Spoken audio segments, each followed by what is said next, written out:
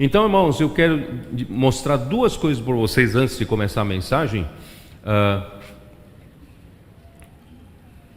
A importância da palavra e a importância da atitude do homem no tocante à palavra.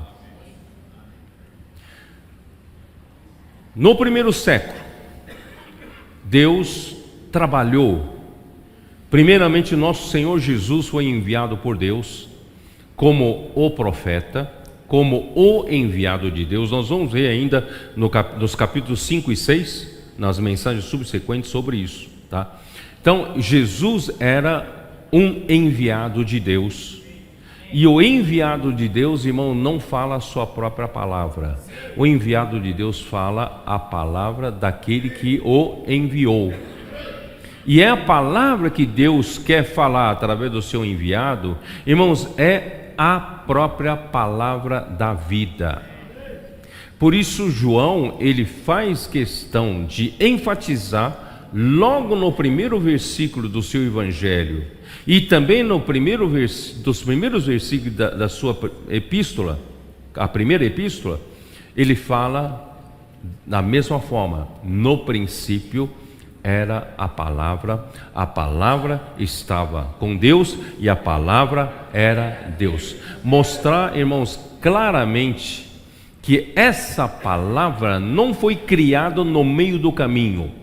Essa palavra já existia na eternidade, e essa palavra é próprio Filho de Deus, e essa palavra, irmãos, é que Deus usa para criar todas as coisas, e a palavra que Deus usa para fazer toda a obra até a sua conclusão.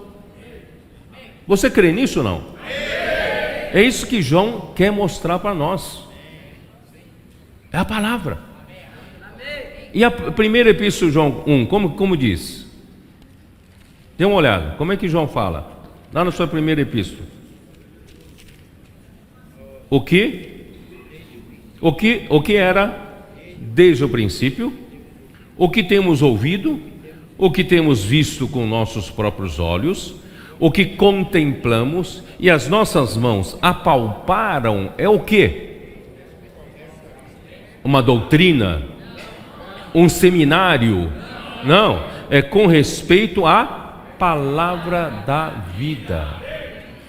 Irmão, toda obra de Deus é pela palavra da vida. E essa palavra é que é um veículo para trazer a vida de Deus ao homem. E a vida de Deus, irmãos, é a solução para fazer a vontade de Deus, né? Aí ele fala: e a vida se manifestou, e nós a temos visto, e dela damos testemunho, e lá anunciamos a vida eterna, a qual estava com o Pai e nos foi manifestada. Eu não vou nem ler o versículo 3, que é importantíssimo, mas não faz parte do encargo do que eu estou falando agora nesse momento. O que eu quero dizer para vocês, irmãos, João quer nos levar para a profundidade. Ele quer nos mostrar, irmãos, que toda a obra de Deus se inicia pela palavra de Deus. E a palavra de Deus é que fez a criação. Toda a criação foi feita pela palavra. Disse Deus: haja luz, e houve luz. Vocês entenderam? Olha como é simples. Deus disse: haja luz, e houve luz. Então não há complicação, não há complicação. É a palavra falada e a obra feita. Tá certo? Tá? Então, vocês perceberam essa importância. Agora tem a contrapartida do homem. Então eu vou usar a história do Caná da Galileia, do casamento, para mostrar para vocês como essa coisa funciona. Capítulo 2 de João, Evangelho de João, né?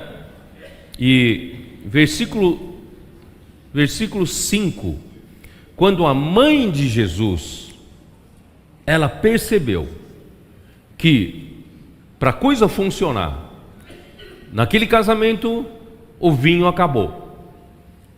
E agora? O vinho acabou, quem sabe no melhor momento da festa, acabou o que alegrava a festa. Então a mãe, Jesus, foi falar com Jesus, e Jesus disse: mulher, que tenho eu contigo? A minha hora ainda não chegou. Em outras palavras, eu não é um homem que me dá ordens. Quem me manda fazer alguma coisa é o meu Pai que está nos céus. Eu dependo dele. Se ele me der uma ordem, eu faço. E como eu faço? Pela palavra, tá? Então aí o que a mãe de Jesus disse? Isso é muito importante. Versículo 5. Então ela falou aos serventes: fazei tudo o que ele vos disser. Não sei se vocês perceberam como Deus vai fazer a obra aqui na igreja. Irmãos, eu vou falar a mesma coisa para vocês que a mãe falou, a mãe de Jesus falou para o servente. Irmãos, façam tudo o que Jesus falar. Façam tudo do jeito que Jesus falou. Não invente nada, não precisa acrescentar nada, não precisa complicar, não precisa explicar muito. Essa palavra que Jesus falou vai fazer a obra, vai fazer acontecer as coisas. Os irmãos entenderam ou não? Aí que aconteceu, versículo 7. Jesus lhe disse, Jesus falou, olha, a palavra saiu. Jesus lhe disse: enchei de água as talhas. A palavra saiu. Qual é a contrapartida do homem? E eles as encheram totalmente. Vocês entenderam que precisa haver a palavra e precisa haver a contrapartida. Hoje é a mesma coisa, irmãos. A palavra profética chega até nós, precisa de contrapartida. Qual é a contrapartida? Vamos fazer imediatamente e fazer de acordo com o que a palavra falou. Não invente, né? Então, enchei de água as talhas, e eles as encheram totalmente. Então Jesus continuou. Jesus determinou: tirai agora e levai ao mestre Sala. Nessa hora, se eles falarem: mas que besteira, nós acabamos de pôr água, eu vou levar água para o mestre Sala? É besteira isso, irmão. Se eu colocar em dúvida e não fizer de acordo com a palavra do Senhor e acrescentar, né, o meu questionamento, pronto, não vai funcionar. Mas eles não questionaram. O que aconteceu? Eles o fizeram. E quando a água chegou até mestre Sala, conforme a palavra de Jesus, a água se tornou o melhor vinho. Irmãos, é isso que está acontecendo hoje. Ah, Senhor Jesus. Desde a fundação do mundo, irmãos, até quando chegar na plenitude, né, da dispensação dos tempos, quando Cristo encabeçar todas as coisas, irmãos, nesse período, irmãos, é a palavra de Deus é que faz a obra. Na vida da igreja, no primeiro século, o Senhor usou o apóstolo Pedro. E a palavra que Deus usava a Pedro, toda vez que ele levantava, representando os 12, mas era Pedro, o porta-voz, não era?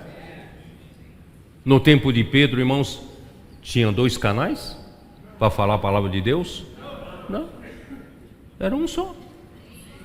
Que confusão seria, irmãos, no meio do povo de Deus, receber 2 vozes diferentes? Não seria uma confusão? Mas Deus não é de confusão. Deus levantou Pedro, certo? Graças a Deus, o evangelho se espalhou por Jerusalém e toda a Judeia, chegando até Samaria. Pedro foi usado para abrir a porta do reino dos céus, da igreja, para os judeus que creram. Depois, no dia da casa do Cornélio, no capítulo 10 de Atos, ele abriu a porta também para os gentios que creram no Senhor Jesus. Aí, tanto judeus como gentios que creram no Senhor Jesus foram batizados pelo Espírito Santo para serem o mesmo corpo, membros do mesmo corpo. Aí surgiu o corpo de Cristo, que não há judeus, não há gregos, todos são membros vivos do corpo de Cristo. No entanto, essa realidade não poderia ser levada por Pedro, porque Pedro ainda tinha muito conceito com relação ao judaísmo, com relação aos gentios. E também, dentro de casa, em Jerusalém, havia os que eram da seita, né, dos fariseus, que defendiam que além de crer em Jesus, para ser salvo, precisava guardar a lei de Moisés e serem circuncidados. E isso tudo impedia o evangelho de ser espalhado e propagado e semear essa palavra para toda a terra gentia. Deus então foi forçado a levantar Saulo. Saulo foi levantado, Paulo foi levantado. O que Paulo ele se considerava? Eu me considero o menor de todos os santos. Irmão, geralmente o canal escolhido por Deus, ele não se julga digno. Não sei se você já percebeu. Aqueles que disputam querer ser canal e não foi escolhido, geralmente ele se acha digno. Mas quem foi escolhido, irmão, não se acha digno. Paulo fala assim: na verdade, eu sou o menor de todos os apóstolos. Eu fui perseguidor da igreja, mas pela sua graça, Ele me considerou fiel, designando-me para esse ministério. E a partir daí, né, eu estou vivendo pela graça de Deus. Ele não fala em 1 Coríntios 15, pela graça de Deus eu sou o que sou. Antes eu trabalhei muito mais do que todos eles, todavia não eu, mas a graça de Deus comigo. Irmãos, quem é escolhido como canal de Deus para falar por Deus, irmãos, não se julga capaz. E o que aconteceu? Toda a palavra desse canal não vem dele. De que procedência era a palavra do apóstolo Paulo? É mediante uma revelação que eu recebi do Senhor a respeito dos mistérios de Cristo, é que eu prego como o evangelho das insondáveis riquezas de Cristo. Então, irmãos, o canal, canal escolhido por Deus, ele não fala suas próprias palavras, ele fala aquilo que Deus quer falar e mostrado a ele por meio de revelações. Não é palavra dele. E por isso, irmãos, que essa palavra funciona. Só que, irmãos, aí depois vem João, né? A mesma coisa.